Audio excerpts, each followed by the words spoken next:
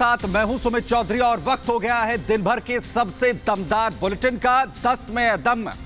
और 10 में दम में आखिर कौन सी है खबरें, सबसे पहले आपको वो दिखाने यहां पर जा रहा हूं। और सबसे पहले बात होगी राजा वर्सेस क्वीन की। हिमाचल प्रदेश के अंदर आखिरकार कांग्रेस को अपना लोकसभा उम्मीदवार कंगना रनौत के खिलाफ, बीजेपी के खिलाफ मिल गया है। और जहां पर कैसे विक्रमादित्य सिंह और वर्सेस कंगना रनौत है, उनके बीच में मुकाबला बेहद दिलचस्प होता हुआ नजर आ रहा है। इस पर पूरी बात होगी, पूरी खबर पूरी डिटेल से आपको बताएंगे। और वहीं इसके अलावा बात यहां पर करेंगे माफिया अपराधी विपक्ष के साथी, क्योंकि लगातार उत्तर प्रदेश के सीएम योगी आदित्यनाथ हो, डिप्टी सीएम केशव प्रसाद मौर्य हो, एक के बाद एक हमले कर रहे हैं। बड़ा बयान यहां पर उत्तर प्रदेश के सीएम योगी आदित्यनाथ ने जो है किया, वार करते हुए कहा कि कैसे जो है अपराधियों को अपने गले का हार जो है वो इससे पहले विपक्ष बनाता रहा।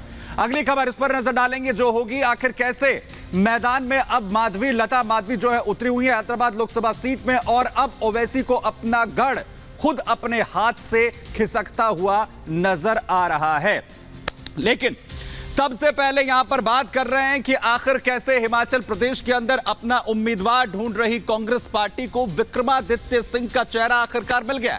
लेकिन विक्रमादित्य सिंह जो कि राजा साहब के नाम से जाने जाते हैं, और दूसरी तरफ कंगना रनौत जो कि क्वीन के नाम से विख्यात है बॉलीवुड के अंदर, बेहद दिलचस्प मुकाबला अब यहां पर हो रहा है। वार पलटवार का दौर भी शुरू हो चुका है, क्योंकि विक्रमादित्य सिंह को यह पता है कि कंगना रनौत उनकी मुश्किलें यहां पर और ज्यादा बढ़ा सकती हैं, क्योंकि दूसरी तरफ खुद हिमाचल प्रदेश में कांग्रेस भी जूझ रही है। रिपोर्ट देखिए।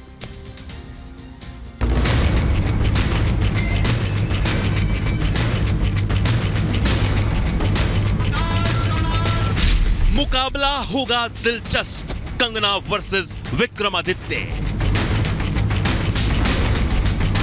मंडी में कंगना को टक्कर देंगे विक्रमादित्य। हिमाचल में क्वीन वर्सेस किंग। 24 के लोकसभा चुनाव को लेकर जिस दिन हिमाचल की मंडी सीट से बीजेपी ने उम्मीदवार के तौर पर फिल्म एक्ट्रेस कंगना रनौत के नाम का ऐलान किया, उसके बाद से वो चर्चा में हैं।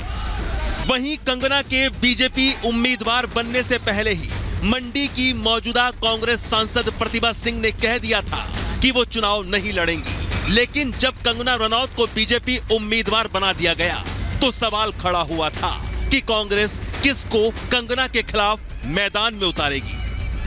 और अब शनिवार को कांग्रेस ने मंडी के सियासी रण में कंगना से टक्कर के लिए विक्रमादित्य सिंह को उतार दिया है। और इस बात का संकेत उनकी मां और मंडी सीट से मौजूदा सांसद प्रतिभा सिंह ने पहले ही दे दिया था।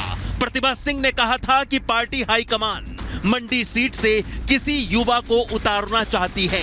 ऐसे में विक्रमादित्य सिंह का नाम आगे किया गया था।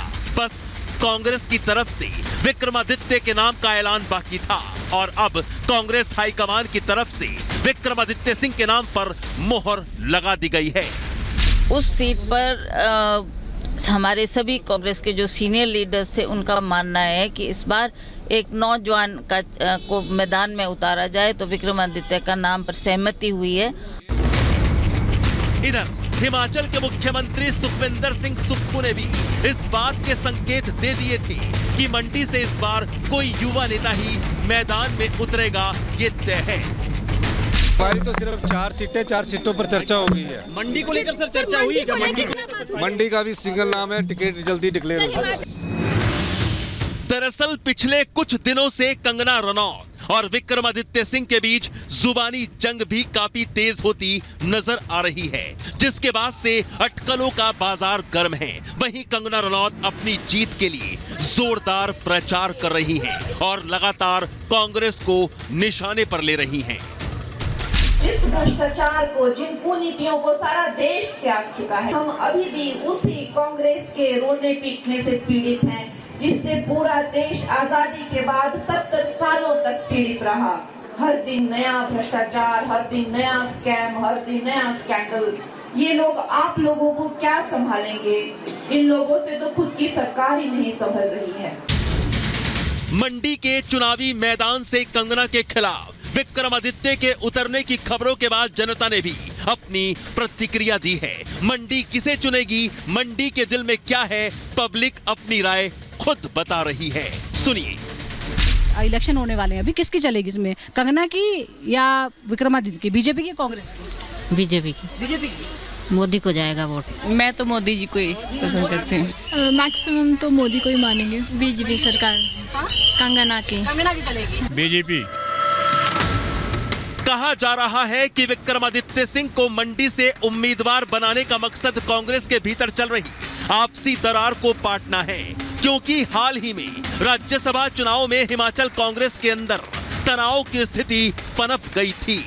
क्रॉस वोटिंग की वजह से कांग्रेस के अभिषेक मनु सिंघवी को हार का सामना करना पड़ा था।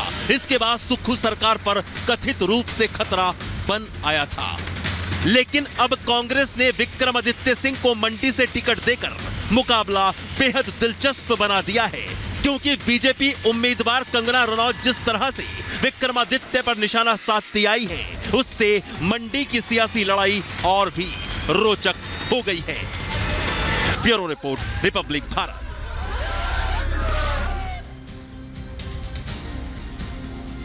उधर देश के तमाम राज्यों में अगर माफियाओं के खिलाफ, गुंडाराज के खिलाफ किसी ने सबसे ज्यादा एक्शन लिया है तो उसमें नाम आता है उत्तर प्रदेश के मुख्यमंत्री योगी आदित्यनाथ का। लोकसभा चुनाव 2024 में भी इसकी चर्चा खूब हो रही है। खुद उत्तर प्रदेश के सीएम योगी आदित्यनाथ ने एक बार फिर से बड़ा बयान देते हुए कहा कि ये वही विपक्ष है जो अभी तक अपराधियों को अपने गले का हार बनाकर रखते थे। और इसके अलावा डिप्टी सीएम केशव प्रसाद मौर्य की तरफ से भी बड़ा हमला बोला गया। उन्होंने भी कहा कि मुख्तार हो या फिर आजम, ये वो लोग हैं जो इनके साथी हुआ करते थे। रिपोर्ट आपको दिखाते हैं।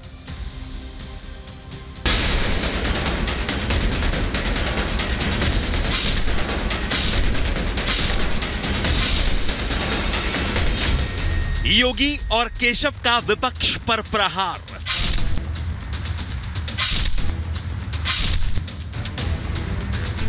माफिया थे विपक्ष के गले का हार।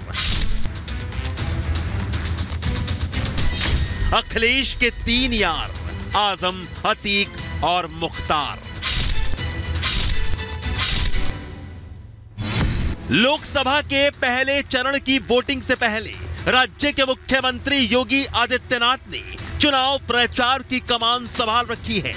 योगी धुआंधार प्रचार कर बीजेपी के पक्ष में माहौल तैयार कर रहे हैं और इस दौरान सीएम योगी लगातार माफिया और अपराध के खिलाफ अपनी सरकार की नीति को साफ कर रहे हैं। एक बार फिर से मुख्यमंत्री योगी ने ऐसा बयान दिया जो चर्चा में है। पश्चिमी यूपी के मुरादाबाद में गरजते हुए योगी ने विपक्ष पर जमकर निशाना साधा। मुख्यमंत्री योगी ने कहा कि माफिया और अपराधी को गले का हार बनाकर ये लोग प्रदेश की जनता, बेटी, व्यापारी की सुरक्षा पर सेंध लगाने का काम करते थे। ये बीजेपी की सरकार जो बोलती है वो करके दिखाती है। आज माफिया अपराधी या तो जेल में है या जहन्नुम में। 4 करोड़ गरीबों के मकान बन गए, 2.5 करोड़ गरीबों के घर में बिजली के कनेक्शन आ गए।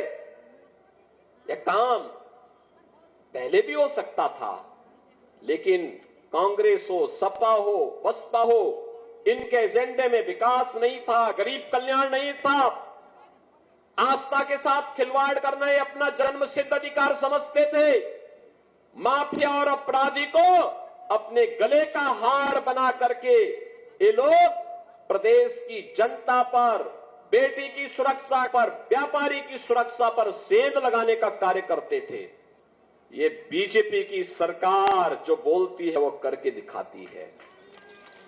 आज आप देखते होंगे माफिया या अपराधी या तो जेल में है या जहन्नुम में है। सिर्फ मुख्यमंत्री योगी ही नहीं बल्कि डिप्टी सीएम केशव प्रसाद मौर्य ने भी सपा अध्यक्ष अखिलेश यादव पर एक बार फिर हमला बोला है। केशव बोले कि सपा गुंडे, अपराधी, माफिया और दबंगों को पैदा करने वाली फैक्ट्री है। केशव बोले अखिलेश के 3 यार, आजम, अतीक और मुख्तार।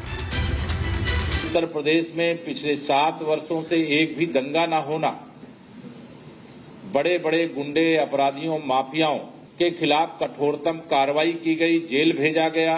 अखिलेश यादव के 3 यार मोहम्मद आजम खां, अतीक अहमद और मुख्तार, यद्यपि 2 चले गए हैं, अब इस धरा में नहीं है, लेकिन ऐसे लोगों की यारी करने के कारण सपा सफा हो गई। वहीं सीएम योगी और डिप्टी सीएम केशव प्रसाद मौर्य के वार के बाद अखिलेश यादव ने भी पलटवार किया है। अखिलेश ने सपा की माफिया से दोस्ती पर तो चुप्पी साध ली, लेकिन बीजेपी पर निशाना साध दिया। 1 लाख किसानों ने 10 साल में आत्महत्या की है। इसका जवाब क्या है बीजेपी के? बाद जो पेपर लीक हुए हैं 60 लाख बच्चे प्रभावित हुए हैं। वोट बीजेपी का हर लोकसभा में कम हुआ है। योगी सरकार और उनके सहयोगी विपक्ष को घेर रहे हैं। योगी सरकार में माफिया, अपराधी और गुंडों पर एक्शन की तस्वीरें विरोधियों को दिखा रहे हैं और जनता से बार बार कह रहे हैं कि गलत वोट दंगा, कर्फ्यू, अपराध, अपराधी देगा और सही वोट सुरक्षा और विकास देगा। Bureau report, Republic Bharat. और अब बात कर लेते हैं लोकसभा सीट हैदराबाद की, जहां से सांसद वर्तमान में और एआईएमआईएम के चीफ असदुद्दीन ओवैसी जो एक बार फिर से उम्मीदवारी पेश कर रहे हैं, उन्हें अपनी सीट और वहां खिसकते हुए नजर आ रही है। और इसकी वजह बीजेपी की तरफ से उम्मीदवार माधवी लता, जो एक के बाद एक बड़े पलटवार कर रही हैं और किस तरीके के सियासी समीकरण बन रहे हैं, दिखाते हैं इस रिपोर्ट में।